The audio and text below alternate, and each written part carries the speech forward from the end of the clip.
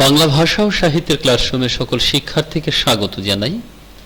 আজকের ক্লাসে আমরা বাংলা ব্যাকরণের এক গুরুত্বপূর্ণ অধ্যায়, তা হলো বাংলা শব্দভাণ্ডার। এই শব্দভাণ্ডার নিয়ে পুঙ্খানুপুঙ্খভাবে আলোচনা করব এবং তার সঙ্গে সঙ্গে আমরা বুঝে নেওয়ার চেষ্টা করব, চিনে নেওয়ার চেষ্টা করব সেই সকল শব্দগুলিকে, আমাদের প্রতিদিনের ব্যবহার করা সেই সকল শব্দ, যে শব্দগুলির উৎসই বা কী, কোথা থেকে তারা এসেছে, আমরা তাকে ব্যবহার করছি কিভাবে, এই সকল কিছু আজকের ক্লাসে আমরা বিস্তৃতভাবে দেখে নেব। সুতরাং ক্লাসের শেষ পর্যন্ত থাকবে, এটা আমি আকাঙ্ক্ষা করতেই পারি। যাই হোক, তবে ক্লাসে প্রবেশ করবার পূর্বে প্রথমে আমরা এই শব্দ ভাণ্ডার সম্পর্কে কয়েকটা কথা একটু জেনে নেব। বাংলা একটি ভাষা, ভাব প্রকাশের মাধ্যমকে আমরা নাম দিয়েছি বাংলা ভাষা। এবার এই বাংলা ভাষার শব্দ ভাণ্ডার না ক্ষুদ্রত নয়, বাংলা ভাষার শব্দ ভাণ্ডার অনেক ব্যাপ্ত এবং অনেকটাই সমৃদ্ধ। আজকের দিনে দাঁড়িয়ে হয়তো এ নিয়ে দ্বিমত পোষণ করবেন অনেকে, কিন্তু না, সত্য কথাই, একটি শব্দ ভাণ্ডার তখনই তো সমৃদ্ধ হয় যখন অন্য শব্দের ব্যবহার সেই ভাণ্ডারের মধ্যে প্রয়োজন অনুসারে ঘটতে থাকে এবং নিজ ব্যাকরণের দিককে ক্রমশ সমৃদ্ধ করতে সমর্থ হয়। বাংলা ভাষার ক্ষেত্রেই দুটি, তাই বাংলা ভাষার শব্দভাণ্ডার অনেক বেশি সমৃদ্ধ, এই কথা বললাম। এ কথা মাথায় রেখেও যে বাংলা ভাষা স্বয়ংসম্পূর্ণ শব্দ ভাষা নয়। স্বয়ংসম্পূর্ণ ভাষা বলতে বোঝায় সেই সকল ভাষাকে যে ভাষা নিজেদের প্রয়োজনে তার ব্যাকরণ ঘেঁটে সমস্ত শব্দ খুঁজে নিতে পারে, যেমন সংস্কৃত কিংবা ফরাসি। সুতরাং বাংলা ভাষার ক্ষেত্রে তেমনটি নয়, তবুও বাংলা ভাষার শব্দভাণ্ডার না সীমিত নয়, যথেষ্ট সমৃদ্ধ, যথেষ্ট ব্যাপ্ত। তো এই শব্দ ভাণ্ডার সম্পর্কে বিস্তৃতভাবে এবং পুঙ্খানুপুঙ্খভাবে আলোচনা করবার পূর্বে প্রথমে আমরা দেখে নেব যে আসলে শব্দ ভাণ্ডার কি এবং কেন। শব্দ ভাণ্ডার কি এবং কেন এটা জানতে গেলে প্রথমে এই কথা কটা আমরা জেনে নিই যে একটি ভাব প্রকাশের মাধ্যম হলো ভাষা, আর সেই ভাষার অর্থপূর্ণ একক হলো শব্দ। অর্থপূর্ণ একক কেমন? যে কোনো ভাষার শক্তি নিহিত থাকে তার শব্দ ভাণ্ডারের মধ্যে, তা নিয়ে তো দ্বিমত কারো নেই যে প্রত্যেকটি ভাষার শব্দ ভাণ্ডারের মধ্যেই তার শক্তি নিহিত আছে। যে ভাষার শব্দ ভাণ্ডার যত বেশি উন্নত এবং সমৃদ্ধ, যে ভাষার শব্দ ভাণ্ডার যত বেশি উন্নত এবং সমৃদ্ধ হয়ে থাকে, সেই ভাষার ঐশ্বর্য তত বেশি। যেমন ভাবে আমরা উদাহরণ হিসেবে বৈদিক সময়ের নবীন ভারতীয় আর্য ভাষার এক উদাহরণ সংস্কৃত ভাষা, এই সংস্কৃত ভাষা সম্পর্কে বলতে পারি একটা সমৃদ্ধ এবং উন্নত ভাষা। এটা নিয়ে আমাদের কারো মধ্যে কোনো দ্বিমত নেই, কারণ সংস্কৃত এমন একটি স্বয়ংসম্পূর্ণ ভাষা যে ভাষা তার প্রয়োজন অনুসারে তার ব্যাকরণের সমস্ত দিক এগুলোকে অনুসরণ করে নতুন শব্দকে অন্বেষণ করতে সমর্থ হয়। কেমন? অন্য শব্দের, অন্য ভাষার প্রতি কখনোই হাত বাড়ায় না। কিন্তু বাংলা ভাষার ক্ষেত্রে তেমনটি নয়, সে প্রয়োজন অনুসারে তার সংস্কৃত ভাষার দিকে হাত বাড়ায়, প্রয়োজন অনুসারে সেখান থেকে অসংখ্য শব্দ চয়ন করে এবং বিদেশি শব্দকেও উত্তরোত্তর প্রতি মুহূর্তেই বাংলা ভাষা কিন্তু গ্রহণ করে চলেছে। সেটা আমরা অনুভব করি পরতে পরতে। পরবর্তী সময়ে আমি শব্দভাণ্ডারের যে শ্রেণীকরণ আছে সেটা বলতে গিয়ে এই সমস্ত বিষয়গুলিকে পুঙ্খানুপুঙ্খভাবে বিশ্লেষণ করে দেব। এবার এই যে শব্দভাণ্ডার, এই শব্দভাণ্ডারের শব্দ সঞ্চয় হয় বা সঞ্চয়ন হয় দুটি রীতিতে। শব্দভাণ্ডারের মধ্যে শব্দকে গ্রথিত করি, যেমন ধরো উপার্জন করে আমরা কি করি, আমরা ব্যাংকের অ্যাকাউন্টে যথেষ্ট টাকা রেখে দিই, কিংবা বাড়িতে একটা অর্থ রাখার নির্দিষ্ট জায়গা আছে, সেই অর্থ রাখার জায়গাকে আমরা সমৃদ্ধ করে ফেলি। বিভিন্ন রকম বিভিন্ন পন্থায় আমরা উপার্জন করে থাকি। ঠিক তেমনিভাবে একটা শব্দভাণ্ডার সেখানেও এই শব্দের উপার্জন দুটি রীতিতে হয়ে থাকে। এক হয় নতুন নতুন শব্দের উদ্ভাবন। এবারে নতুন শব্দের উদ্ভাবন হতে গেলে, এখানে দেখো আমি তীর চিহ্ন দিয়ে দেখিয়ে দিচ্ছি, এই নতুন নতুন শব্দের উদ্ভাবন হতে গেলে কি করতে হয়? ব্যাকরণ অনুসন্ধান করতে হয়। প্রকৃতি, প্রত্যয়, ধাতু এগুলো অনেক বেশি সমৃদ্ধ হতে হয়, তাহলে কিন্তু নতুন শব্দের উদ্ভাবন ঘটতে পারে।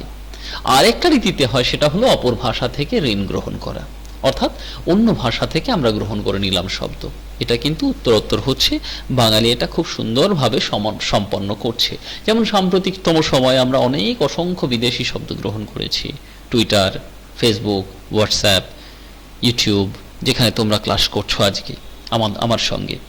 এই সকল শব্দ, এই নবীন শব্দগুলি আমরা কিন্তু বিদেশি শব্দ থেকে, বিদেশি ভাষা থেকে গ্রহণ করেছি। তাহলে এটা দ্বিতীয় পন্থা, আমরা কিন্তু সব সহজেই ঋণ গ্রহণ করতে পারি। নতুন শব্দের উদ্ভাবন খুব কমই ঘটে থাকে বাংলার শব্দ ভাণ্ডারে। এবার বাংলা ভাষার শব্দ ভাণ্ডার নিয়ে আলোচনা করতে গেলে আমরা দেখতে পাই নানা জাতীয় শব্দের সম্ভারই আমাদের শব্দ ভাণ্ডারকে সমৃদ্ধ করেছে। এই প্রক্রিয়া এখনো সমানভাবে ক্রিয়াশীল এবং অবশ্যই আগামী সময়েও এই ভাণ্ডার বিদেশি শব্দ দ্বারা বৃহৎ রূপ নেবে, তা বলাই যায়। তাহলে বাংলা ভাষার শব্দ ভাণ্ডার নিয়ে যখন আমরা আলোচনা করছি, তখন কিন্তু সেই শব্দ ভাণ্ডারের নিরিখে আমরা এই কথা বলতে পারি যে এই শব্দ ভাণ্ডারকে সমৃদ্ধ করেছে বিদেশি সকল শব্দ, অসংখ্য বিদেশি শব্দ। কেমন? এবং আজও সমানভাবে ক্রিয়াশীল, এবং অর্থাৎ আজও সমানভাবে সেই বিদেশি শব্দ বাংলা ভাষায় এসে চলেছে এবং শব্দ ভাণ্ডার ক্রমশ বৃহৎ রূপ নিচ্ছে। এই কথা নিঃসন্দেহে বলা যায় যে আগামী সময়ে বাংলা ভাষার শব্দ ভাণ্ডার আরও ব্যাপ্ত হবে এবং বিদেশি শব্দ দ্বারা সমৃদ্ধ হবে। এই কথা কটা মাথায় রেখে আমরা এই অংশে চলে আসি শব্দ ভাণ্ডারের শ্রেণীকরণ। তাহলে শব্দ ভাণ্ডার কি, কিভাবে কাজ করে, সেগুলো সম্পর্কে আমরা দেখে নিলাম। এবার শব্দ ভাণ্ডারের শ্রেণীকরণে আমরা প্রথমে দেখে নিই শব্দ ভাণ্ডারকে তিনটে রূপে ভাগ করা হয়। আমি প্রথমে শ্রেণীটা দেখিয়ে দিই, পরে তারপর প্রত্যেকটি শ্রেণী সম্পর্কে পুঙ্খানুপুঙ্খ বর্ণনা দিয়ে দেবো। নিশ্চয়ই তোমরা খুব সহজেই শিখতে পারবে। এই শব্দ ভাণ্ডারকে তিনটি ভাগে ভাগ করে প্রথমটিতে বলা হয় মৌলিক শব্দ, দ্বিতীয়টি আগন্তুক শব্দ, তৃতীয়টি মিশ্র বা সংকর শব্দ। মৌলিক শব্দের মধ্যে আমরা তিনটে রূপ দেখতে পাই, তৎসম, অর্ধ তৎসম এবং তদ্ভব। আগন্তুক শব্দের মধ্যে আমরা দেখতে পাই আবার তৎসম শব্দকে দুটো ভাগে ভাগ করা হয়, একটা সিদ্ধ তৎসম আর একটা অসিদ্ধ তৎসম। তবে এই প্রসঙ্গে আরেকটু সংযোগ করে নিই, অর্বাচীন তৎসম বলেও কোনো কোনো ব্যাকরণবিদ আরেকটি রূপকে প্রকাশ করতে চান, তবে আমরা সিদ্ধ এবং অসিদ্ধ তৎসম নিয়েই বলবো। অর্বাচীন তৎসম নিয়ে বলে দেবো খানিকটা, কেমন? এই সম্পর্কে কোনগুলো অর্বাচীন তৎসম সেগুলো সম্পর্কে বলে দেব। আগন্তুক শব্দের মধ্যে আমরা তিনটে দেখতে পাই, একটা দেশীয়, একটা প্রাদেশিক আর একটা অপরটি হলো বিদেশি। এই প্রাদেশিক শব্দের মধ্যে যেগুলো রয়েছে সেগুলো হলো হিন্দি, গুজরাটি, তামিল, তেলেগু, মারাঠি, মালায়ালাম থেকে শুরু করে এই সমস্ত ভাষাগুলি। আর বিদেশি শব্দের মধ্যে নিশ্চয়ই এটা বলতে হবে না, ইংরেজি, ফার্সি, আরবি, তুর্কি, পর্তুগিজ, ওলান্দাজ, এই সকল ভাষা, অসংখ্য ভাষা, যত বিদেশি শক্তি ভারতবর্ষের বুকে সুদীর্ঘ দিন ধরে এসেছে, যাতায়াত করেছে, তাদের দ্বারা আমাদের সমৃদ্ধ করেছে, তাদের সংস্কৃতি দ্বারা, ঠিক তেমনি তাদের ভাষা দ্বারাও আমরা সমৃদ্ধ হয়েছি। কেমন? এই হলো আপাত দৃষ্টিতে শব্দ ভাণ্ডারের একটা চিত্র, একটা লেখচিত্র তোমাদের সামনে তুলে ধরলাম। এবার এই লেখচিত্রটিকে আমরা পুঙ্খানুপুঙ্খভাবে এর পরের পেজে বিশ্লেষণ করে দিচ্ছি। প্রথমে আমরা মৌলিক শব্দ নিয়ে আলোচনা করব। এই মৌলিক শব্দ কোনগুলি? যে শব্দগুলো সংস্কৃত শব্দ থেকে সরাসরি এসেছিল বা ক্রমবিবর্তনের ধারাকে অবলম্বন করে এসেছিল। সংস্কৃত শব্দ থেকে আমরা, আচ্ছা, তোমাদের সংস্কৃত শব্দ সম্পর্কে একটা চিত্র তুলে ধরি তোমাদের সামনে। তোমরা ইতিমধ্যে হয়তো ভাষা সম্পর্কিত ক্লাসগুলো করেছো, আমি ইতিমধ্যে ক্লাসগুলো করে দিয়েছি, সেগুলো দেখে নিতে পারো। বিষয়টা হলো, সারা পৃথিবীর ভাষাগোষ্ঠীর বিচারে সবচেয়ে বড় ভাষাগোষ্ঠীর নাম হলো ইন্দো ইউরোপীয় ভাষাগোষ্ঠী। এটা তোমরা নিশ্চয়ই জানো। যদি না জানা থাকে তাহলে আমি ডেসক্রিপশন বক্সে লিঙ্ক দিয়ে দিয়েছি, সেখান থেকে ভাষার এই ক্লাসটি একবার দেখে নিতে পারো। দেখলে পরে সংস্কৃত শব্দ সম্পর্কে মোটামুটি একটা ধারণা তৈরি হবে। এবার এই ইন্দো ইউরোপীয় ভাষা গোষ্ঠীর একটি শাখা ভারতবর্ষ এবং ইরানের দিকে চলে এলো, অর্থাৎ প্রাচীন ভারতবর্ষের, সুপ্রাচীন সময়ের ভারতবর্ষের দিকে চলে এলো। যে শাখাটিকে বলা হয় ইন্দো ইরানীয় ভাষাগোষ্ঠীর শাখা। ইন্দো ইরানীয় ভাষাগোষ্ঠী আবার দুটি শ্রেণীতে বিভক্ত হয়ে গেল, একটা ভারতীয় আর্য আর একটা ইরানীয় আর্য। এই ভারতীয় আর্যের পরবর্তী সময়, ভারতীয় আর্যকে তিনটে ধারায় পরবর্তী সময় ধাপে ধাপে বিন্যস্ত করা হলো। একটা প্রাচীন ভারতীয় আর্য, that is old Indian Aryan, মধ্য ভারতীয় আর্য, middle Indian Aryan and new Indian Aryan. এই নিউ ইন্ডিয়ান আরিয়ান অর্থাৎ নবীন ভারতীয় আর্য ভাষা থেকে একটা সহজ ভাষা তৈরি হলো, নাম তার সংস্কৃত ভাষা। সুতরাং সংস্কৃত ভাষা, এই সংস্কৃত ভাষা যে, আচ্ছা তোমাদের একটু হাইলাইট করে দেখিয়ে দিই, তাহলে খুব সহজে তোমরা বুঝতে পারবে। ইয়েলো কালারটা নিচ্ছি, বেশ। এই যে সংস্কৃত ভাষা বলছি, সরি, এই সংস্কৃত ভাষাটি কোন সময় তৈরি হলো? না, সংস্কৃত ভাষা কিন্তু বৈদিক ভাষা নয়। বৈদিক ভাষা সংস্কৃত ভাষাকে মিলিয়ে ফেলে ভুল করে দিও না কখনো। প্রাচীন ভারতীয় আর্য ভাষাকে বলা হতো বৈদিক ভাষা। এই বৈদিক ভাষা পরবর্তী সময় সরলীকৃত হলো মধ্য ভারতীয় আর্য ভাষা। নবীন ভারতীয় আর্য ভাষা যখন হলো, তখন সেই বৈদিক ভাষা আরো সহজ রূপ লাভ করে কথ্য রূপ নিয়ে তৈরি হলো সংস্কৃত ভাষা। সুতরাং সংস্কৃত ভাষার মধ্যে প্রকৃত বা প্রাকৃত তা যে আছে, এটা বলাই বাহুল্য। এবারে এই সংস্কৃত ভাষা থেকে পরবর্তী সময় ক্রমবিবর্তনের ধারাকে অবলম্বন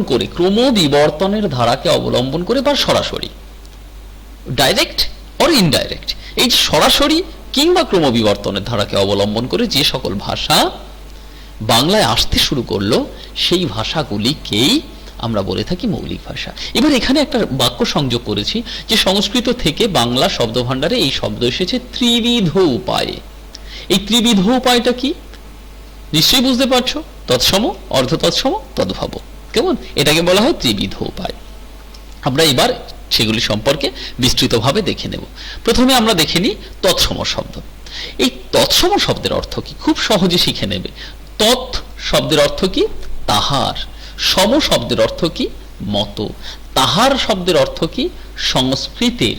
আর সম শব্দের অর্থ হলো মত। তাহলে কার মতো?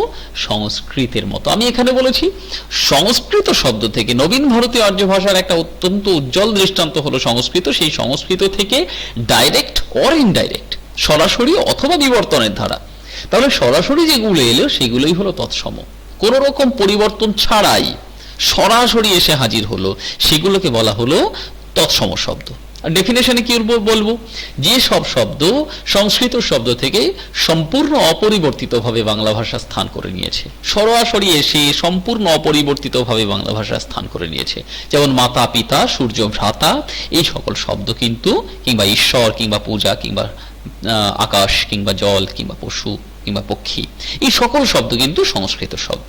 কেমন? আসলে বিষয়টা কি দাঁড়াচ্ছে জানো তো? সংস্কৃত শব্দ ভাণ্ডার যেন আমাদের পৈতৃক সম্পদ। কেমন? হ্যাঁ, পৈতৃক সম্পদ, ঠিক শুনেছ।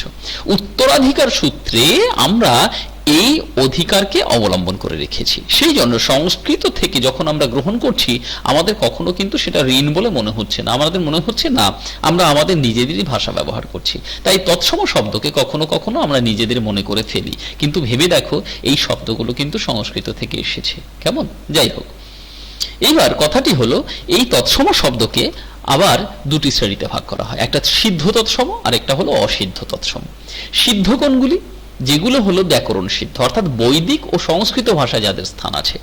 বৈদিক, প্রাচীন ভারতীয় অর্য, ওল্ড ইন্ডিয়ান আরিয়ান কিংবা মিডল ইন্ডিয়ান আরিয়ান, তাতে ছিল বৈদিক ভাষা। পরে নিউ ইন্ডিয়ান আরিয়ানে এই সংস্কৃত ভাষা পরিবর্তিত হলো, সরলীকৃত হলো। কেমন? সুতরাং এই বৈদিক থেকে তৈরি হলো সংস্কৃত। এই বৈদিকে আর সংস্কৃতের যে সকল শব্দগুলো আছে তাদের বলা হয় সিদ্ধ তৎসম। যেমন মাতা, পিতা, সূর্য, ভ্রাতা, এগুলো সব বৈদিক সংস্কৃত শব্দে আছে। এবং অবশ্যই এটা মাথায় রাখতে হবে সেগুলো কিন্তু সবই ব্যাকরণ সিদ্ধ। কেমন? আর আরেক ধরনের আছে, সেটা হলো অসিদ্ধ তৎসম, যেগুলো মৌখিক। আসলে বিষয়টা কি জানো তো? প্রত্যেকটা ভাষায় দুই ধরনের অবলম্বন থাকে। হ্যাঁ, অবলম্বন, ঠিক বললাম। এই অবলম্বনটি কেমন? একটা হলো লেখ্য অবলম্বন আর একটা হলো মৌখিক অবলম্বন। অর্থাৎ আমরা কখনো কখনো একটা অবলম্বনের মাধ্যমে লিখে আমাদের মনের ভাব প্রকাশ করি, আবার একই রকম ভাবে কখনো কখনো আমরা কি করি? আমরা বলে মনের ভাব প্রকাশ করি। অর্থাৎ কখনো কখনো আমাদের এইরূপ চিত্রটি দাঁড়ায় যে বলা কথা আর না বলা কথা, অর্থাৎ লেখা কথা, একদিকে বলা কথা আর একদিকে লেখা কথা, এই দুটি কিন্তু আলাদা হয়ে থাকে কখনো কখনো। কেমন? এই মৌখিক কথা, একে বলা হচ্ছে অসিদ্ধ, মানে মৌখিক সংস্কৃতে প্রচলিত ছিল। ঠিক আছে?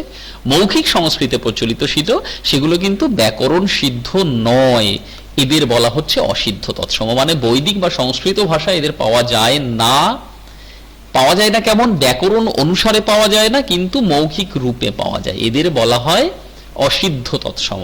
যেমন ডাল, ঘর, চাল, এই শব্দগুলো কিন্তু অসিদ্ধ তৎসম। কেমন?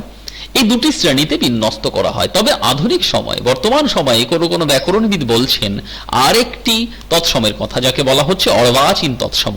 এটা তোমরা শুনে রাখো, লিখে নিতে পারো। সেগুলি কি কি? অনেক নতুন নতুন শব্দ দরকার হচ্ছে। এবার এই নতুন শব্দগুলো কি করা হয়? আসলে নবোদ্ভূত এই অধিকাংশ নতুন শব্দ সংস্কৃত ব্যাকরণ অনুযায়ী গঠিত হয়ে থাকে, এদের বলা হয় অর্বাচীন তৎসম। তাহলে ডেফিনেশনের ক্ষেত্রে তোমরা কি বলবে? সংজ্ঞার ক্ষেত্রে কি বলবে? কিভাবে চিনবে? যেমন ধরো আমি একটি শব্দ বলে তারপরে সংজ্ঞায় আসছি। বিশ্ববিদ্যালয়, তোমরা নিশ্চয় বিশ্ব এই শব্দটা জানো, এটা তৎসম শব্দ। বিদ্যালয়, বিদ্যা, এটা তৎসম শব্দ আলয়, এটা তৎসম শব্দ, কিন্তু বিদ্যালয় শব্দটা সংস্কৃতে অবস্থান করতো না, কিন্তু বর্তমান সময়ে সেটা সংস্কৃত রূপ পেয়েছে। লক্ষ্য করে দেখো, বিশ্ববিদ্যালয়, এই তিনটে সংস্কৃত তৎসম শব্দ মিলে একটা রূপ পেল, এবং এই তিনটে তৎসম মিলে একটি তৎসমের রূপ ধারণ করলো। সুতরাং একে আমরা বলছি অর্বাচীন তৎসম। সুতরাং এই ডেফিনেশনে কি বলবো এই রকম ভাবে যে জ্ঞান বিজ্ঞানের বিভিন্ন দিক নিয়ে আলোচনা প্রসঙ্গে বর্তমান সময়ে বহু নতুন শব্দের প্রয়োজন হয়। এই নবোদ্ভূত অধিকাংশ শব্দই সংস্কৃত ব্যাকরণ অনুযায়ী গঠিত। এদের বলা হয় অর্বাচীন তৎসম, যেমন বিশ্ববিদ্যালয় কিংবা বাতানুকূল কিংবা চলচ্চিত্র। ঠিক আছে, নিশ্চয়ই বুঝতে পেরেছো। তাহলে আমরা মূলত তৎসমকে দুটো ভাগে ভাগ করছি, কিন্তু আমরা মনে রাখবো অর্বাচীন তৎসমকেও ভুললে চলবে না। কেমন? বেশ, এটা হলো। এরপর আমরা আসছি অর্ধ তৎসম, এটি নিয়ে। তো অর্ধ তৎসমের ক্ষেত্রে উদাহরণস্বরূপ দেখো, রৌদ্র তৎসম শব্দ হলো রোদ্দুর, গৃহিণী তৎসম শব্দ হলো গিন্নি, স্বামী তৎসম শব্দ হলো স্বামী, কৃষ্ণ হলো কেষ্ট। বিষয়টা হলো কি, লক্ষ্য করে দেখো, রৌদ্র কিংবা গৃহিণী কিংবা স্বামী কিংবা কৃষ্ণ, এই শব্দগুলো তৎসম হিসেবে আমরা বাংলায় ব্যবহার করে থাকি, কিংবা স্বামী। কেমন? এই শব্দগুলোকে ব্যবহার করি।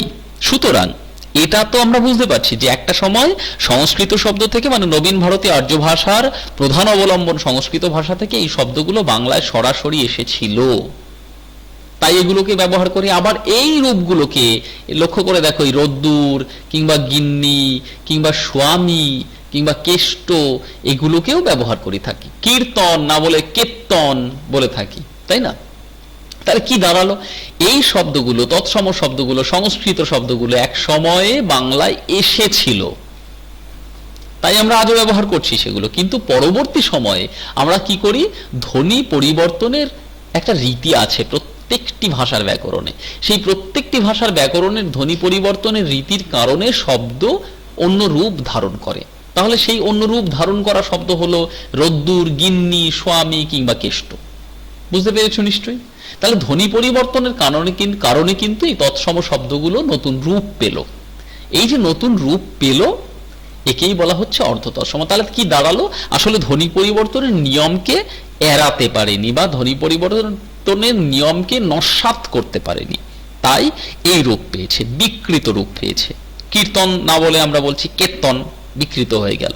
রৌদ্র না বলে রোদ্দুর, স্বামী না বলে স্বামী, ধ্বনি পরিবর্তনের নিয়মকে এড়াতে পারেনি। ডেফিনেশনে কি বলবো, যে সব শব্দ এক সময় সংস্কৃত শব্দ থেকে বাংলা ভাষায় এসেছিল, কিন্তু পরবর্তী সময় ধ্বনি পরিবর্তনের প্রভাব সরিয়ে রাখতে পারেনি, এই লাইনটা অত্যন্তই গুরুত্বপূর্ণ। পরবর্তী সময় ধ্বনি পরিবর্তনের নিয়মকে সরিয়ে রাখতে পারেনি, তাকেই বলা হচ্ছে অর্ধ তৎসম।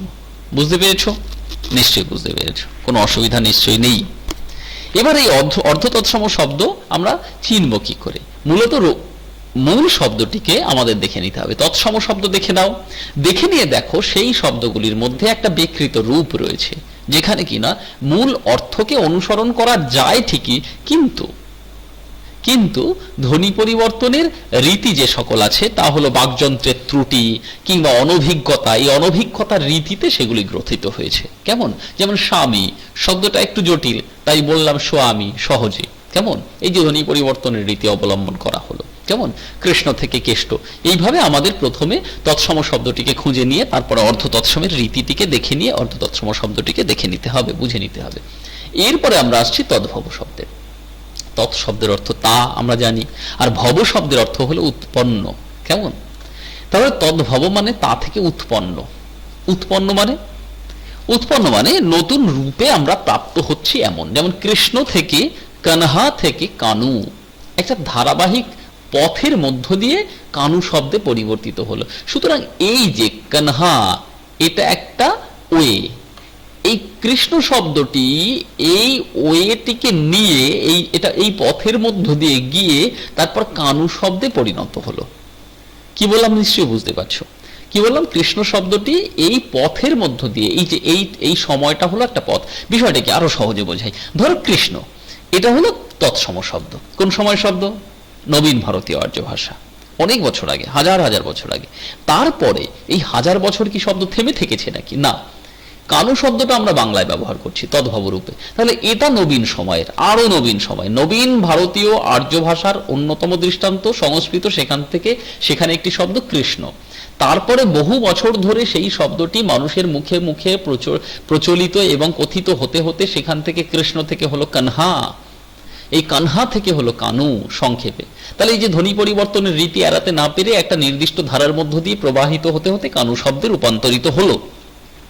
এই সময়টাকে বলা হয়, এই সময়ের পথটাকে বলা হয় পালি প্রাকৃত অপভ্রংশ অবহট্ঠ। এই পালি প্রাকৃত অপভ্রংশ অবহট্ঠের মধ্য দিয়ে, that is the way of তদ্ভব শব্দের বলা যেতে পারে জন্ম। কেমন? তদ্ভব শব্দের জন্মের একটা পথ। কেমন? এই তদ্ভব শব্দের জন্মের পথটাই হলো পালি প্রাকৃত অপভ্রংশ অবহট্ঠ। কেমন? তাহলে কৃষ্ণ শব্দ থেকে পালি প্রাকৃত অপভ্রংশ অবহট্টের এই পথটা পার করে কানু শব্দটি এলো। যেমন দেখো আরো দু একটি শব্দ, চন্দ্র চন্দ থেকে চাঁদ, মৃত্তিকা মাটিয়া থেকে মাটি, একাদশ এগারহ থেকে 11। তাহলে এই যে মাঝখানের পার্ট, এই পার্টটা পালি প্রাকৃত অপভ্রংশ অবহট্ঠ, এই পথ পার হয়ে সংস্কৃত শব্দ তদ্ভব শব্দের রূপ পেল। মূলত একটু বলে রাখি যে তদ্ভব শব্দগুলোকে কখনো কখনো খাঁটি বাংলা শব্দ বলে অভিহিত করা হয়। কেমন? বাংলা শব্দ ভাণ্ডারের মূল উপাদান কিন্তু এই তদ্ভব শব্দগুলি।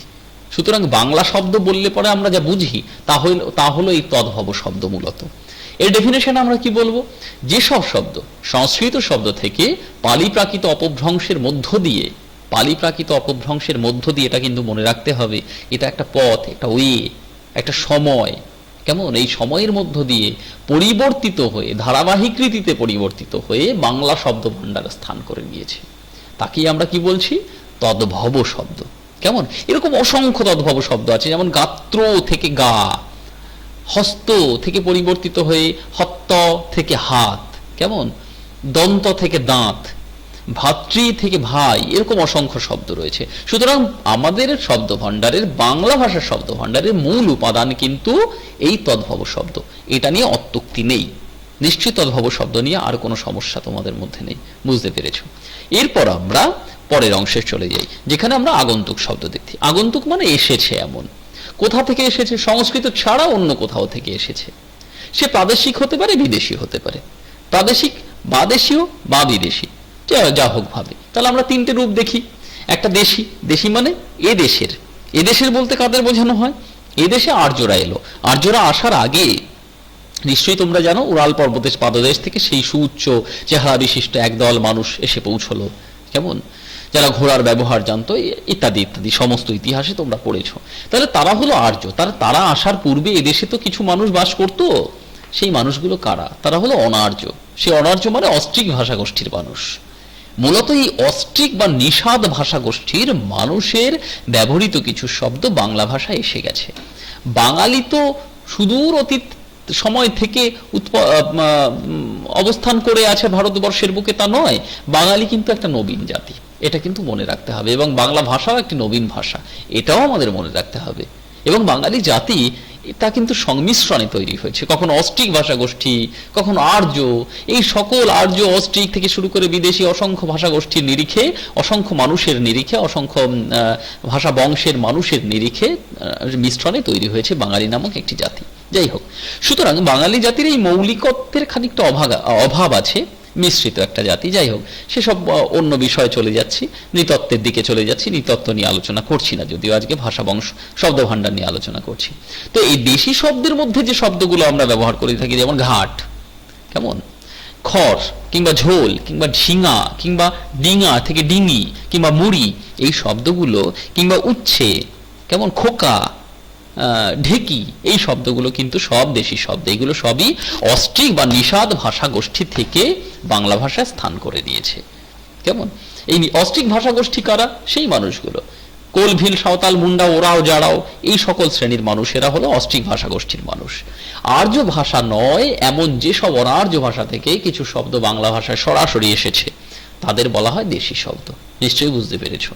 এবার আমরা চলে আসি প্রাদেশিক শব্দ। প্রাদেশিক মানে দেশের বাইরে বেরিয়ে গিয়ে ইন্দো ইউরোপীয় ভাষা গোষ্ঠীর একটা শাখা ভারতবর্ষে এলো, প্রাচীন ভারতীয় আর্য নাম নিল। ভারতীয় আর্য থেকে, প্রাচীন ভারতীয় আর্য থেকে, মধ্য ভারতীয় আর্য থেকে নবীন ভারতীয় আর্যের পরবর্তী সময়ে অসংখ্য শাখা সৃষ্টি করলো। উত্তরের শাখা, মধ্যের শাখা, দক্ষিণের শাখা, পশ্চিমের শাখা, পূর্বের শাখা, এরকম অসংখ্য শাখা সৃষ্টি হলো। এই সকল শাখা থেকে যে সকল ভাষা উদ্ভূত হলো সেই ভাষাগুলিকে বলা হয় প্রাদেশিক। যেমন হিন্দি, এই হিন্দি ভাষা থেকে যে সকল শব্দ এসেছে সেগুলো আমরা দেখছি রুটি, খতম, মিঠাই, কচুরি, কিংবা গুজরাটি থেকে হরতাল, হরিজন, পাঞ্জাবি থেকে শিখ, চাহিদা, তামিল থেকে চুরুট, কিংবা মালায়ালাম থেকে কদলি শব্দটা ব্যবহার করা হয়, সেখান থেকে কলা শব্দটা ব্যবহার করা হচ্ছে, কলা যে একটা ফল, কেমন, কিংবা ময়ূর শব্দটা ব্যবহার করা হচ্ছে। এই সকল শব্দ কিন্তু প্রাদেশিক শব্দ, এটা আমাদের মনে রাখতে হবে। সুতরাং প্রাদেশিক, এর আমরা ডেফিনেশন কি বলবো? ডেফিনেশন বলবো এই, ভারতে অবস্থিত বিভিন্ন ভাষা বংশের ভাষা থেকে বেশ কিছু শব্দ বাংলা শব্দ ভাণ্ডারে এসেছে, তাদের বলা হয় প্রাদেশিক শব্দ। নিশ্চয়ই তোমরা বুঝতে পেরেছ। এবার আমরা চলে আসি বিদেশি। বিদেশি শব্দ, সত্যি এত পরিমাণে বিদেশি শব্দ বাংলা ভাষায় স্থান করে নিয়েছে, আসলে কি জানো তো, বাঙালি অসংখ্য বিদেশি সংস্কৃতি এবং ভাষার মিশ্রণে গড়ে ওঠা একটা জাতি। পরবর্তী সময় আসলে বাঙালি তার মৌলিকত্বকে রক্ষা করতে পারেনি। এত বিদেশি জাতির আক্রমণ হয়েছে ভারতবর্ষের বুকে, বাংলার বুকে। তুর্কি আক্রমণ থেকে শুরু করে তার পরবর্তী সময়ে শকুন, পাঠান, মোঘল, তাদের একটা প্রভাব, পরে তুর্কি আক্রমণ, তার পরবর্তী সময় ইংরেজ এলো, ফরাসি এলো, ওলান্দাজ এলো। এই সকল জাতি এসে বাঙালির সংস্কৃতিকে এক মিশ্র সংস্কৃতিতে পরিণত করে ফেলেছে। আর যখনই সংস্কৃতি বদল ঘটবে, সংস্কৃতির বদল আসবে, তখনই কিন্তু সেখানে নতুন নতুন শব্দের আমদানি ঘটবে। এই যে আমদানি শব্দটা বললাম, এটাও কিন্তু বিদেশি শব্দ। সুতরাং অসংখ্য বিদেশি শব্দ এসেছে। যেমন দেখো, আইন আদালত সংক্রান্ত যে সকল শব্দ, যেমন উকিল, খোদা, নামাজ, এই উকিল, খোদা, নামাজ থেকে শুরু করে এই সকল শব্দ, কিংবা আইন আদালত সংক্রান্ত যে সকল শব্দ বললাম, আইন থেকে শুরু করে দরবার, আদালত, এই সকল শব্দ, এগুলো সবই ফার্সি শব্দ হিসেবে এসেছে। আবার কখনো কখনো তুর্কি হিসেবে এসেছে বাবু, বিবি, বোচকা, বাবা, কাকা, চাকু, কাঁচি, এই সকল শব্দ, দারোগা, লাশ, বেগম, বাহাদুর, এগুলো কিন্তু সবই তুর্কি শব্দ হিসেবে এসেছে। আরবি শব্দ অসংখ্য এসেছিল। লক্ষ্য করে দেখো, এই তুর্কি, আরবি কিংবা ফার্সি, এই প্রভাব বাংলার বুকে, ভারতবর্ষের বুকে দীর্ঘদিন ধরে ছিল।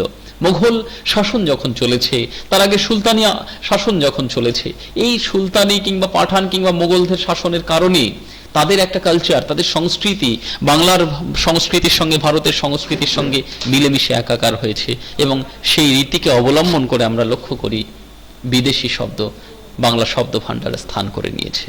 কেমন? এবার এর ডেফিনেশনে কি বলবো? যে সকল শব্দ বিদেশি কোনো ভাষা বংশের কোনো ভাষা থেকে বাংলা ভাষা এসেছে, তাদের আমরা বলে থাকি বিদেশি শব্দ। এবার অন্তিম পর্যায়ে আমরা দেখে নিই মিশ্র শব্দ বা সংকর শব্দ। এই মিশ্র শব্দ, সংকর শব্দ কোনগুলি? যেমন হেড, পণ্ডিত। লক্ষ্য করে দেখো, হেড এই শব্দটি হলো ইংরেজি শব্দ, আর পণ্ডিত শব্দটি হলো সংস্কৃত শব্দ। দুটি মিলে তৈরি হলো কি? হেড, পণ্ডিত। কেমন? আবার পাও, রুটি, পাও শব্দটি পর্তুগিজ শব্দ, রুটি শব্দটি হিন্দি শব্দ, তৈরি হলো কি? পাও রুটি, একটি মিশ্র বা সংকর শব্দ। এর ডেফিনেশনে কি বলবো? কখনো কখনো বিভিন্ন ভাষার ক্ষুদ্র ক্ষুদ্র শব্দাংশ যোগ করে, শব্দাংশ, টুকরো টুকরো অংশ, শব্দের অংশ, এগুলি যোগ করে একটি বিশেষ অর্থপূর্ণ শব্দ তৈরি করা হয়। একেই কি বলে? মিশ্র বা সংকর শব্দ তৈরি করা হয়। কেমন? সংকর শব্দ বলা হচ্ছে। এবার এই মিশ্র সংকর শব্দ ছাড়াও আরেক ধরনের শব্দ থাকে, তাকে বলা হয় নবগঠিত শব্দ। এই নবগঠিত শব্দ কোনগুলি আমরা একটু দেখে নেব এখানে। যেমন, যদিও এগুলি শব্দ ভাণ্ডারের মধ্যে থাকে, কিন্তু শব্দ ভাণ্ডারের মূল যে শ্রেণীকরণ তার মধ্যে অবস্থান করছে না। তার মধ্যে নবগঠিত মধ্যে যেমন মুন্ডমান শব্দ বা মুন্ডমাল শব্দ, যেমন ডিএম, ডিস্ট্রিক্ট ম্যাজিস্ট্রেট, কিংবা বিডিও, ব্লক ডেভেলপমেন্ট অফিসার, কিংবা এমএলএ, এই সমস্ত শব্দগুলো যেগুলো মূল শব্দের প্রথম অক্ষরটিকে নিয়ে গড়ে উঠছে, একে মুন্ডমাল শব্দ বা মুন্ডমান শব্দ বলা হয়ে থাকে। আরেকটি ক্লিপিংস, বড় বড় শব্দগুলোকে ছোট্ট করে আমরা বলি। যেমন মোবাইল ফোন, ছোট্ট করে বলছি ফোন, কিংবা মাইক্রোফোন থেকে বলছি মাইক, কিংবা এরোপ্লেন থেকে বলছি প্লেন। সুতরাং বড় শব্দকে ছোট করে বলবার একটা রীতি ক্লিপিংস বলা হচ্ছে। এরপরে রয়েছে অনুদিত শব্দ। কি আছে? লাইট হাউস, সরাসরি বাংলায় অনুবাদ করলাম। কেমন? এই অনুদিত শব্দ বা কৃতঋণ শব্দ বলা হয় একে। লাইট হাউস, বাতিঘর, সরাসরি বলছি। রিস্ট ওয়াচ কিংবা হাত ঘড়ি বলে দিলাম। কেমন? এই ধরনের শব্দগুলোকে আমরা অনুদিত শব্দ বলছি। এবং অন্তিমে জোড় কলম শব্দ, ধোঁয়াশা, রবীন্দ্রনাথ ঠাকুর ব্যবহার করেছিলেন তার সাহিত্যে প্রথম। ধোঁয়া এবং কুয়াশা দুটো মিলে তৈরি করলেন ধোঁয়াশা। সুকুমার রায় হাঁসজড়ু শব্দটা ব্যবহার করেছেন, যদি অর্থহীন একটা শব্দ, কোনো অর্থ নেই তার পিছনে। যাই হোক, তবুও জোড় কলম শব্দ হিসেবে আমরা এগুলোকে দেখতে পাই। এই সমস্ত বিষয় নিয়ে বাংলা শব্দ ভাণ্ডার এগিয়ে চলেছে গুটি গুটিয়ে পায়ে। এবং আমদানি আগামী সময় যে হবেই, আমদানি আম রাখার পাত্র নয়, আমদানি আসবে নতুন নতুন শব্দ। কেমন? ফুলদানি যদি ফুল রাখার পাত্র হয়, আমদানি তো আম রাখার পাত্র হওয়া উচিত না। আম রাখার পাত্র বলছি না, আসলে নতুন শব্দের আগমন ঘটবে আগামী সময়ে, তা কাঙ্ক্ষিত। এবং বাংলার শব্দ ভাণ্ডার সমৃদ্ধ হবে, তাও কাঙ্ক্ষিত। তোমরা এভাবেই বাংলা ব্যাকরণের ক্লাস শিখে তোমরাও সমৃদ্ধ হও, আমাকেও সমৃদ্ধ করো। সকলকে ধন্যবাদ। আগামী ক্লাসের জন্য অপেক্ষা করো। আর হ্যাঁ, ব্যাকরণ ক্লাসের কোনো অংশ নিয়ে যদি কোনো প্রশ্ন থাকে বা জানবার ইচ্ছে থাকে, অবশ্যই কমেন্ট বক্সে লিখতে ভুলো না। নিশ্চয়ই তোমাদের জন্য ভাববো, ভেবে দেখব।